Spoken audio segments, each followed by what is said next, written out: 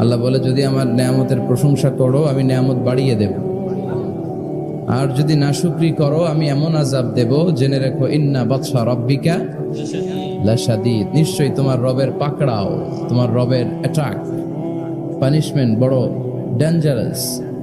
কারণ আমি আল্লাহ সব সময় ধরি না, ধরলে ছাড়ি না, ধরে ধরে ধরে না, ধরলে আল্লাহ ছাড় দেয় কিন্তু ছেড়ে দেয় না, ঠিক কিনা?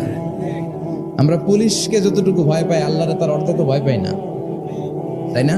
পুলিশ দেখলে অনেক ভয় পাই, র্যাব দেখলে অনেক ভয় পাই, বন্দুকের নল যদি মাথায় কেউ ধরে অনেক ভয় পায়, এর অর্ধেক আল্লাহরে ভয় পাই না, কারণ দেখি না যে।